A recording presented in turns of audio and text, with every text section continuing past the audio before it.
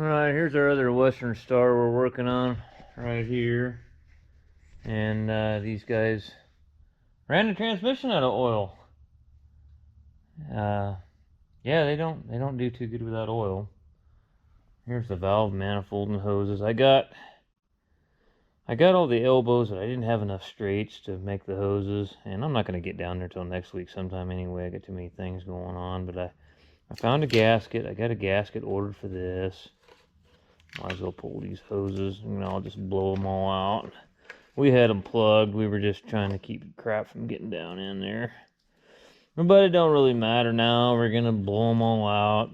It's just basically a junction block for these hoses. This goes on that TD25E that's down, it's called Oak Run. It's down by Bernie.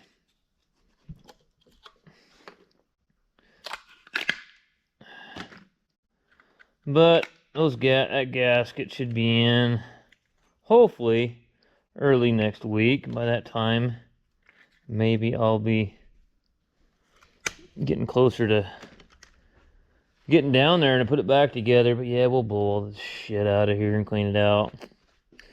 So I'm actually in the process right now, pulling the one box off of it, which then I can get the transmission drug out here, because I got a feeling it's, you know me, guys, I rebuild just about everything that I can and do it myself. But usually when I run them out of oil, they're really not worth doing. I mean, you're going to have more money into it than, you know, if you just were doing bearings and maybe some detent springs and, you know, just normal rebuild on a Eaton transmission. I mean, it'd be one thing. But when they run them out of oil, and this one here wouldn't even go in gear, it was so bad, and it was popping and banging. I mean, I'm sure we're going to look at it. We'll get the shift bar housing off once we get it out here, and we'll see how bad it is. It's going to probably, usually what happens is, I mean, they're just so destroyed that they're not worth messing with. So, and a lot of guys won't even take them for a core.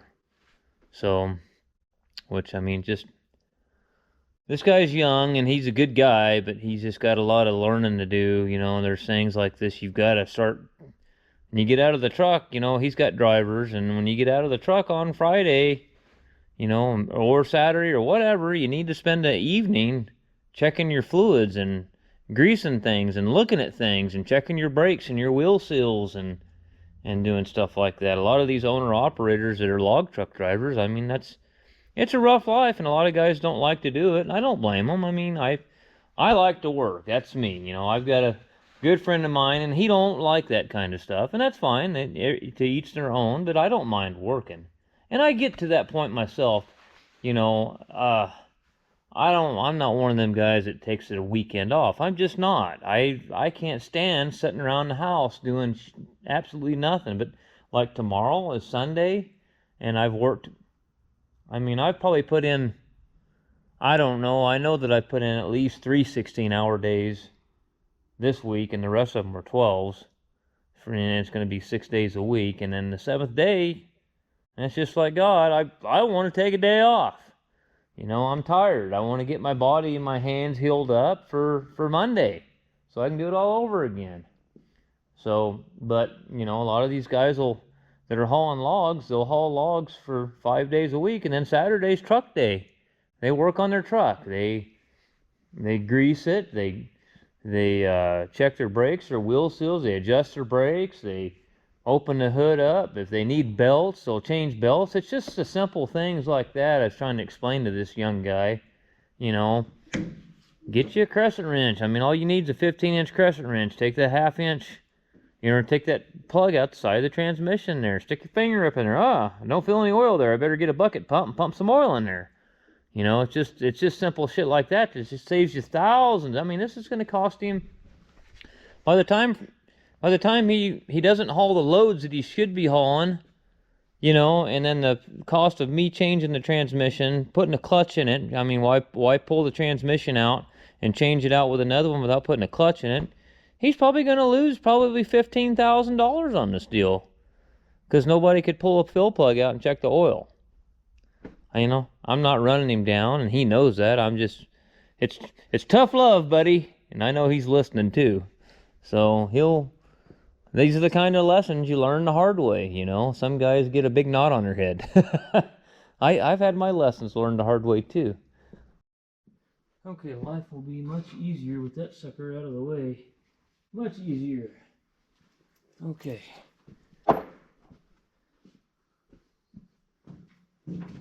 It took me about 30 minutes to get it out. Wasn't too bad. Now if I don't drop it off of here, which very well happen.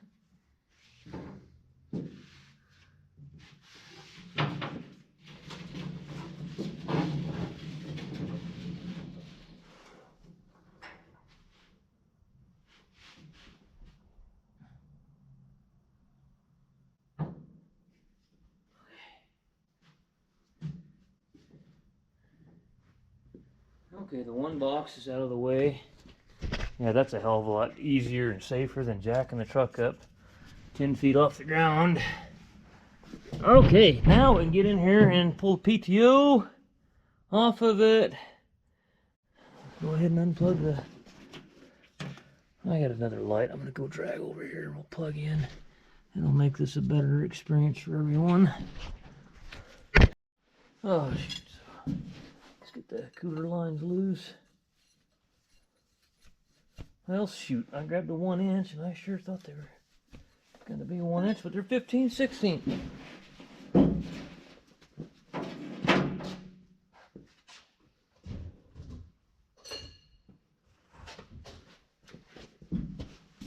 Oh, that log truck this morning's got a DD15. This has got a DD16. Oh my God, the whole fitting's turning, not just the 7/8.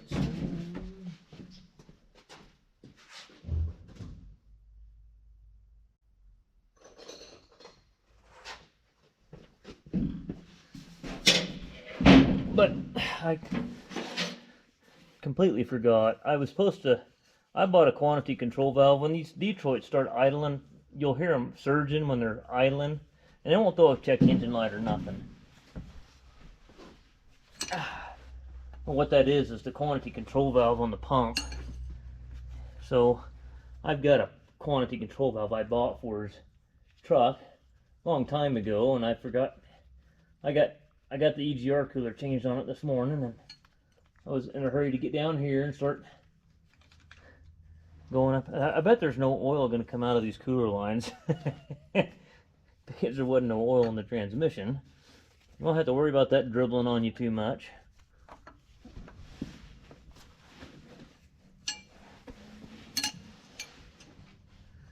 In this trucking business, the margins are too tight. You can't be doing stuff like this, and I'm sure he knows that. I'm not trying to run this guy down, but you can't do too many of these before you ain't got a pot to piss in or a window to throw it out of. I mean, because the margins are just too tight. You're not making any money, you know. If it's not profitable, then why do it? You know, then it just isn't worth it. So you have to make it profitable.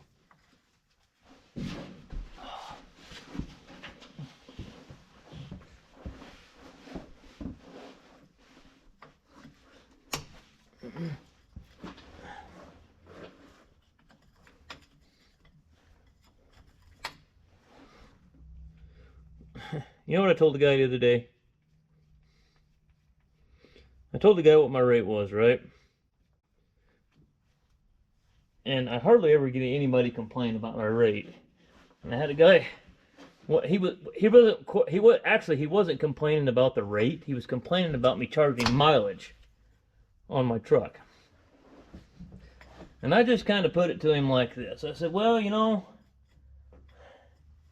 if I'm going to go broke, I'd rather be going broke sitting at home playing around with the old lady. It's a hell of a lot more fun driving clear out to go broke working on your shit. He didn't seem to like that too much. But, you know,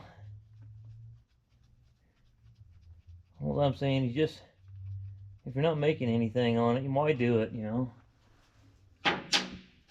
I like doing the job, but, I mean, golly, you gotta make a living. You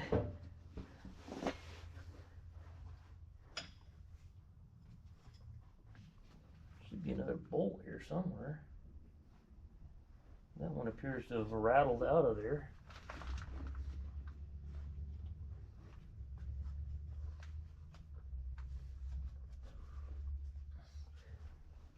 I'm taking it apart like this because it's just lighter and easier. I mean, you can't just unbolt it from the transmission and fill the whole thing down, but that's just the older I get, the less of that shit I want to do.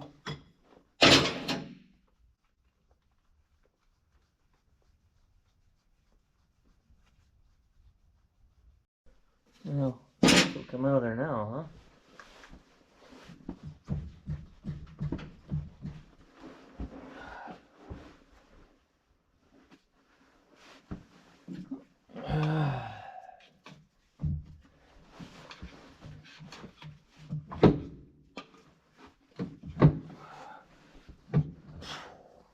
Yeah, they're heavy, some bitches. Lay it over there out of the way. Okay.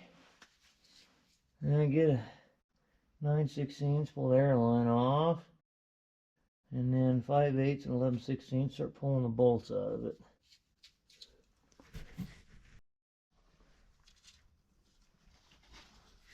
Well, so the input shaft drives what they call, I call it the headset gear.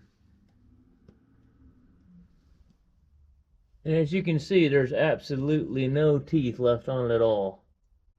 And what's amazing about that whole situation to me is it didn't really damage this gear that much. You can see a couple spots it needs to be changed. And I can kind of see the other counter shaft up in there, and it doesn't really look too damaged either. We might end up pulling this one apart and fixing this one. Replace this gear, put some bearings in it.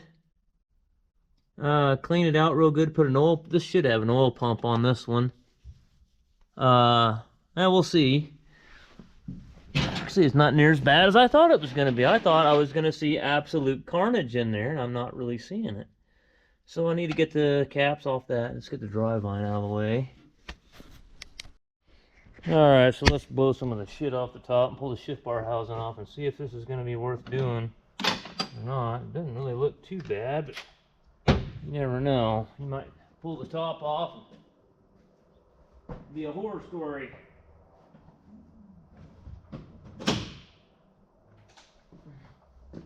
Blower nozzle here.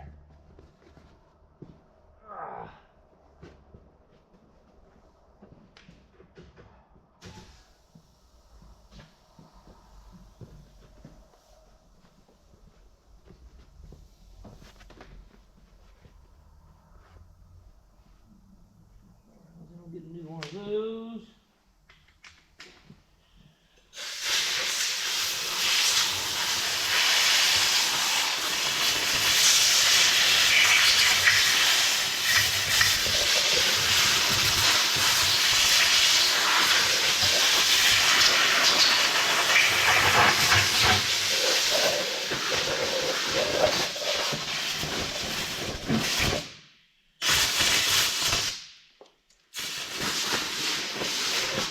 Filthy piece of shit, man, I'm telling you.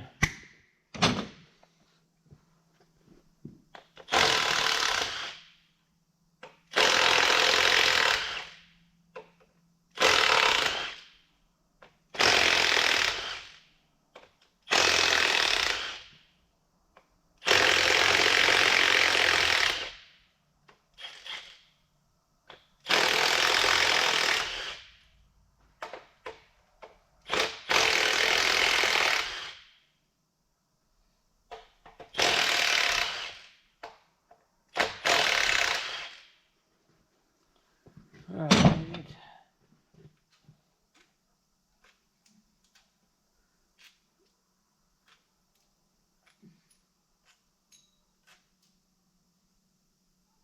Breather's probably plugged up too. All the shit I can see on top of the transmission. Okay. Should have a little like wedge here.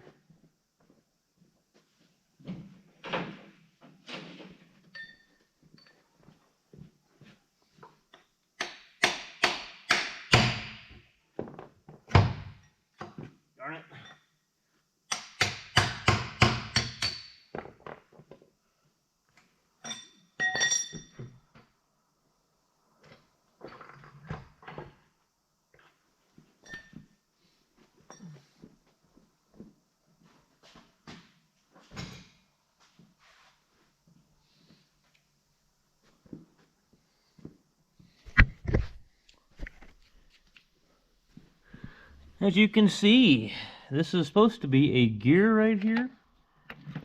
I've never seen one that bad. Look at that. I gotta be careful with his fingers. It's just, isn't that crazy how it just shaved all those teeth off? So this collar is obviously, this shift collar needs to be changed. Did the bearing?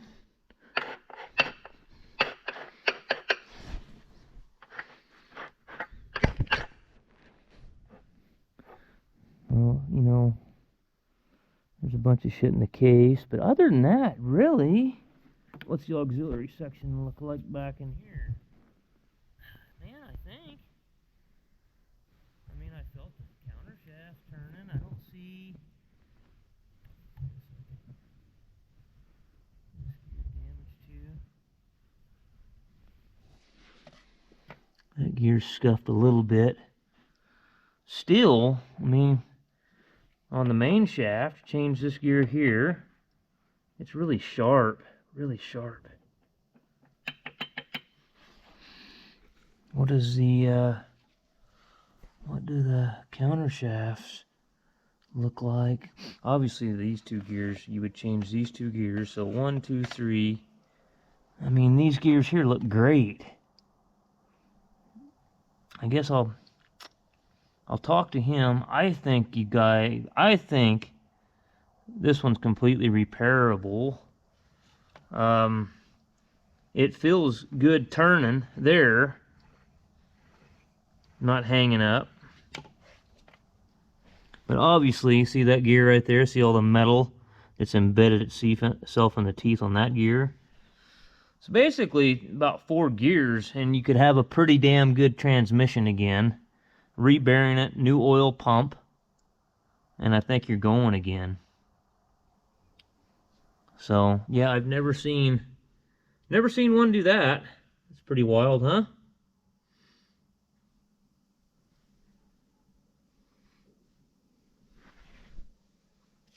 Does bearing go out or something? Or is that what happened?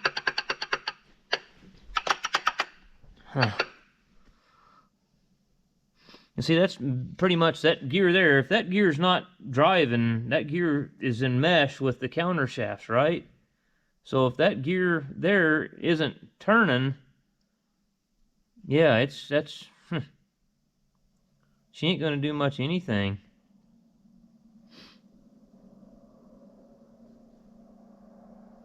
Trying to think this through here. This is the low side of the gears, and as you work your way forward, it's the higher side, right? If I remember right. This is the reverse idler.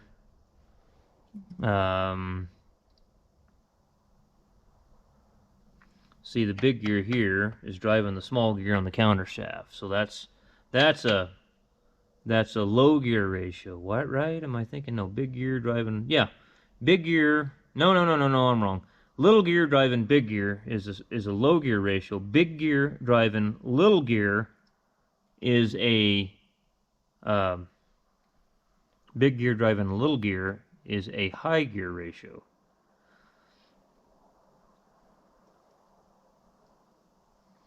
So this is the higher side, and this would be the lower side. It's been a long time since I've went through one of these, and I used to have these things memorized. I mean, I worked on a lot of them, but it's been probably 10 years since I've torn one down and rebuilt one. Everybody just puts remans in anymore, but I mean, they've gone way up in price. I mean, shoot, they're wanting like $5 grand for one of these now. So, I don't know. I'll talk to the owners and we'll make a plan. Yeah, that's exactly what I was thinking, guys. That's exactly what I was thinking. Without that, that's what they call the headset gear, if I remember right. And see the way that works, if that gear there is basically the main drive gear that drives both counter shafts, okay, and without that gear meshing, that's what's going to happen right there. It ain't going to do anything. That's why he couldn't get it to move. Now I'm trying to think if you had one of these engaged.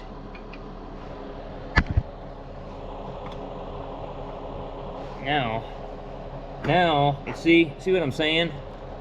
Without that gear driving the counter shafts, that gear has to drive the counter shafts. This gear's locked to the shaft back here, but this is tying the input shaft to the counter shafts. Okay, it's the way that works. So that's why he couldn't get it to move. I was sitting there trying to figure that out. But yeah, that'll definitely cause that. Anyway, thought I'd show you that.